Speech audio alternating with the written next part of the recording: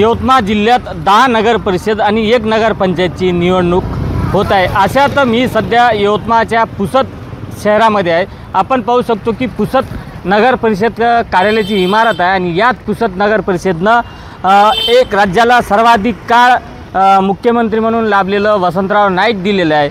वसंतराव नाईक खऱ्या अर्थाने राजकीय कारकीर्द इथूनच सुरू झालेली आहे। वसंतराव नाईक हे 1946 रोजी या पुसद नगर परिषदचे नगराध्यक्ष झाले होते। त्यानंतर ते 1952 पर्यंत या नगर परिषदचे नगराध्यक्ष म्हणून त्यांनी कामकाज बघितलेलं आहे। त्यानंतर नाईक घराण्यातून राष्ट्रवादीचे ज्येष्ठ नेते मनोहर नाईक यांच्या अर्धांगिनी अनिता मनोहर नाईक हे देखील 2016 मध्ये नगराध्यक्ष म्हणून त्यांनी काम बघितलेलं आहे। आता सध्या पुसदमध्ये खऱ्या अर्थानं महायुतीमध्ये मैत्रीपूर्ण लढत होत आहे। यामध्ये राष्ट्रवादी काँग्रेस अजित पवार गटाकडून मोहिनी नाईक आणि काँग्रेसकडून महाविकास आघाडीकडून डॉक्टर मोहम्मद नदीम, शिंदे सेनेकडून अनिल ठाकूर, भाजपकडून निखिल चिदरवार हे निवडणुकीच्या रिंगणात उतरलेले आहे। पुसद नगर परिषदला राजकीय इतिहास जो आहे तो मोठा लाभलेला आहे। या पुसदने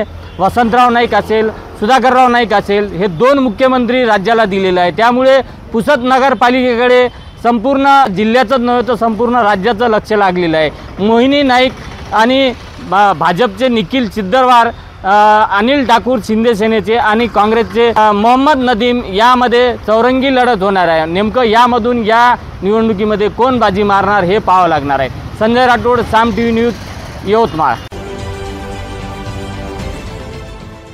देश विदेशातील प्रत्येक घडामोडींचे लाईव्ह अपडेट मिळवण्यासाठी आता साम टीव्हीच्या सर्व सोशल मीडिया प्लॅटफॉर्मला लाईक, फॉलो आणि सबस्क्राइब करा।